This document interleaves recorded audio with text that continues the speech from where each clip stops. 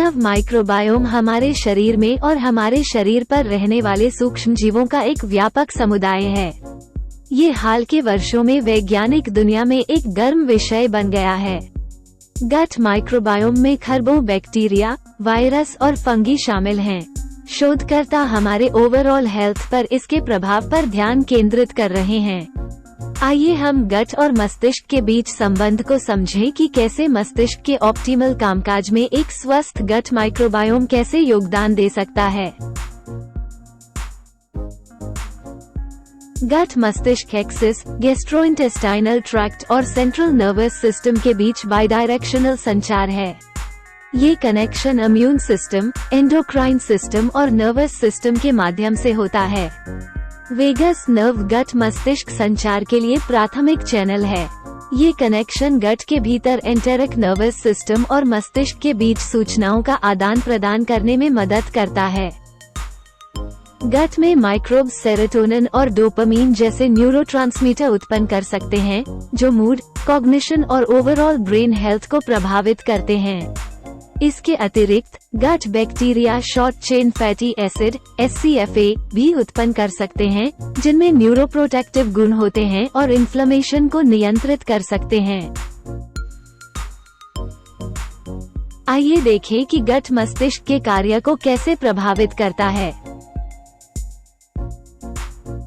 Mood और मानसिक स्वास्थ्य। गट माइक्रोबायोम से न्यूरोट्रांसमीटर उत्पादन का मूड और मानसिक स्वास्थ्य पर दूरगामी प्रभाव पड़ता है।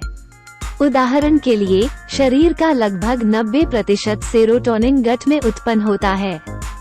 सेरोटोनिन एक न्यूरोट्रांसमीटर है जो अन्य चीजों के अलावा मूड, भूख और नींद को नियंत्रित करने में मदद करता है।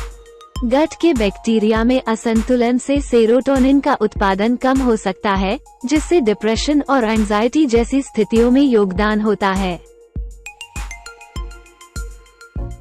Cognitive function. गट माइक्रोबायोम का मेमोरी, लर्निंग और डिसीजन मेकिंग लेने सहित कॉग्निटिव फंक्शन पर प्रभाव करता है। गट माइक्रोबायोम इम्यून सिस्टम और इन्फ्लेमेशन को प्रभावित कर सकता है। ये कॉग्निटिव फंक्शन को प्रभावित कर सकता है। गट में इन्फ्लेमेशन को अल्जाइमर्स डिजीज और पार्किंसंस डिजीज सहित कॉग्निटिव डिक्लाइन और न्यूरोलॉजिकल डिसऑर्डर्स से जोड़ा गया है। Neurodegenerative diseases. इस बात के प्रमाण बढ़ रहे हैं कि गट माइक्रोबायोम अल्जाइमर्स और पार्किंसंस जैसे न्यूरोडिजेनरेटिव रोगों के विकास में भूमिका निभा सकता है। उदाहरण के लिए, कुछ अध्ययनों में पाया गया है कि इन स्थितियों वाले लोगों में स्वस्थ व्यक्तियों की तुलना में अलग अलग गट बैक्टीरिया की संरचना होती है। ऐसा माना जाता है कि गट के कुछ जीवाणुओं द्वारा इन्फ्लेमेशन और हानिकारक पदार्थों का उत्पादन न्यूरोलॉजिकल डैमेज में योगदान कर सकता है। Autism spectrum disorder. शोध से पता चला है कि ऑटिज्म स्पेक्ट्रम डिसऑर्डर (ASD) से पीड़ित व्यक्ति अक्सर गट माइक्रोबायोम असंतुलन प्रदर्शित करते हैं। गट और ऑटिज्म स्पेक्ट्रम डिसऑर्डर के बीच का संबंध जटिल है और अभी तक पूरी तरह से समझा नहीं गया है। हालांकि यह माना जाता है कि एक परिवर्तित gut microbiome autism spectrum disorder के लक्षणों में इम्यून सिस्टम डिसरेगुलेशन या परिवर्तित न्यूरोट्रांसमीटर उत्पादन का योगदान है। चेतना पर प्रभाव। गट माइक्रोब्स न्यूरोट्रांसमीटर जैसे सेरोटोनिन और डोपामाइन का उत्पादन करने के लिए जाने जाते हैं, जो मूड और कॉग्निशन को नियंत्रित करते हैं। हालांकि हाल के शोध से पता चला है कि ये माइक्रोबियल इंटरैक्शन संभावित रूप से मूड विनियमन के अलावा चेतना के हमारे व्यक्तिपरक अनुभव को प्रभावित कर सकते हैं। यदि इस संबंध को आगे के शोध सही साबित करते हैं, तो यह मानव मन को समझने के लिए नए रास्ते खोल सकता है।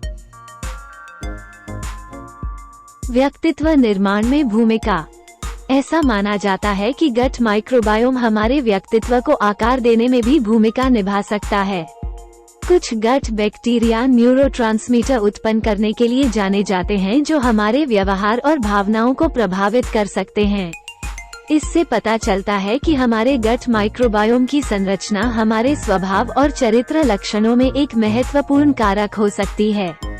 अगर यह सच है तो ये जानकारी व्यक्तित्व और सेल्फहुड पर पारंपरिक विचारों को चुनौती दे सकती है। संबंधित लेखों और अपडेट्स के लिए नीचे दिए गए डिस्क्रिप्शन को देखें। हमें उम्मीद है कि आपको यह वीडियो उपयोगी लगा होगा।